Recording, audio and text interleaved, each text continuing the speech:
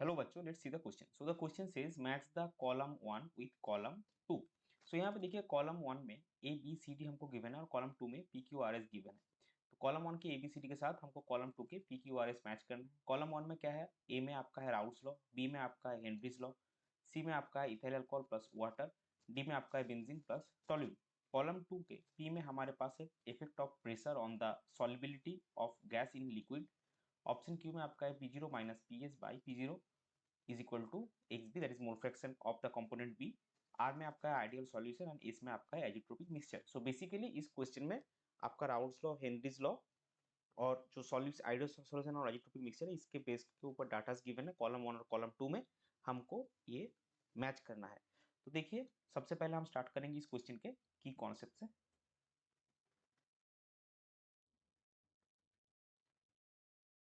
सो इस क्वेश्चन का की कॉन्सेप्ट में हम डालेंगे Raoult's law,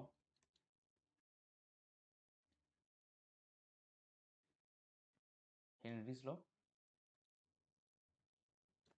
and ideal and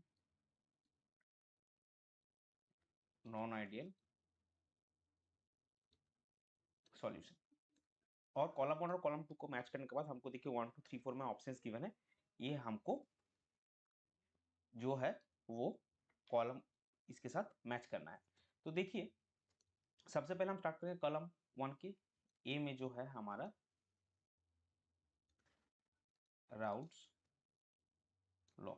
so Raoult's law जो है ये किसके अकॉर्डिंग रिलेटिव है, this is corresponding to relative lowering of vapour pressure which is equal to or dependent on the mole fraction of solute in solution. So relative lowering of vapour pressure क्या है, आपका जो है vapour pressure of pure liquid minus vapour pressure of liquid in solvent divided by again vapour pressure of pure liquid. अच्छा, आपको अच्छे समझने के लिए ये जो relative lowering of vapour pressure हमने लिखा है इसको हम शॉर्ट में लिखेंगे आर एल वी पी, और मोल fraction of the solute in solution यहाँ पे होगा एक्स बी। सो ये जो टर्म आता है vapour pressure of the pure liquid, ये क्या आता है पी जीरो। और कोई भी आप नॉन वोलेटाइल, नॉन एसोसिएटिव या नॉन इलेक्ट्रोलाइटिक सॉल्यूशन अगर आप सॉल्यूशन में डालेंगे, लिक्विड में डिसॉल्व करेंगे, तो उसका वेपर प्रेशर जो है वो डिक्रीज करता है। और डिक्रीज करके जो वेपर प्रेशर आता है, वेपर प्रेशर ऑफ लिक्विड और सॉरी वेपर प्रेशर ऑफ यहाँ पे सॉल्यूशन आएगा, तो ये पी एस होता है डिवाइडेड बाई पी जीरो। और ये जो टर्म है ये आर एल वी पी के टर्म पे, यानी relative lowering of vapour pressure इसको कहते हैं। इसको पूरा ही लिख देते हैं, this is your relative lowering of vapour pressure and according to Raoult's law ये जो होता है ये mole fraction of solute in solution के बराबर होता है, is equal to X B. तो हमको फॉर्मूला क्या मिला, तो हमको फॉर्मूला मिला P zero minus P S by P zero is equal to X B. ये अगर आप देखेंगे कॉलम 2 के क्यू में है। और दूसरा क्या है, दूसरा जो राउल्स लॉ है, Raoult's law is valid for ideal solutions, valid for ideal solutions जो कि हमारा कॉलम 2 के आर के साथ है। तो बेसिकली आपका कॉलम 1 के ए के साथ कॉलम 2 का क्यू और आर दोनों मैच करेगा। अभी चलते हैं बी में। बी में हमारे पास क्या है? बी में हमारे पास है हेनरीज लॉ। बी में हमारे पास है हेनरीज लॉ। तो अभी हम देखेंगे कि हेनरीज लॉ का जो स्टेटमेंट है वो क्या है। तो हेनरीज लॉ का स्टेटमेंट बहुत ही सिंपल सा स्टेटमेंट है कि आपका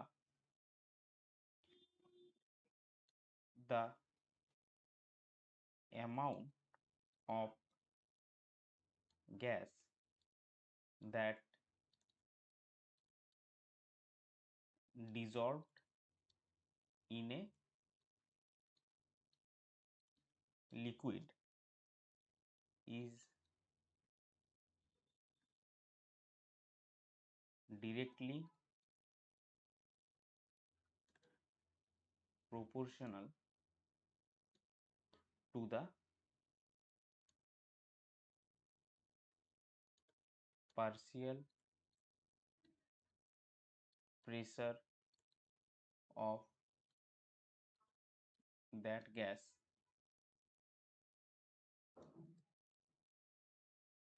above the liquid when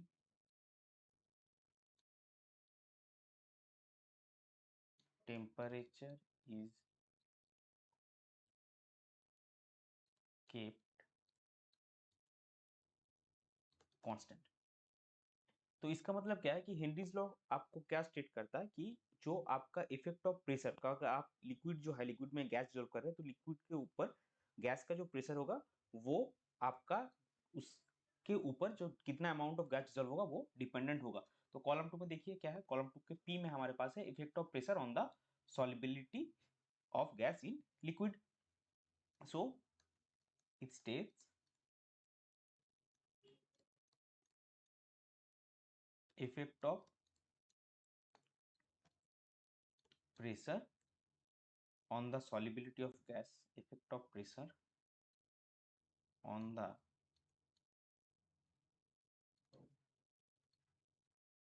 solubility of gas in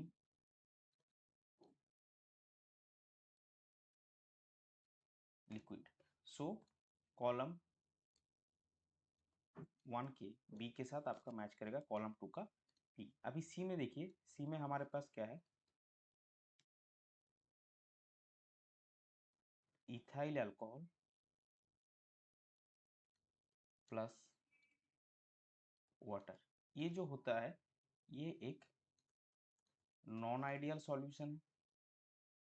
so non ideal solution है एंड ये जो राउल्स लॉ है उससे डेविएशन शो करता है।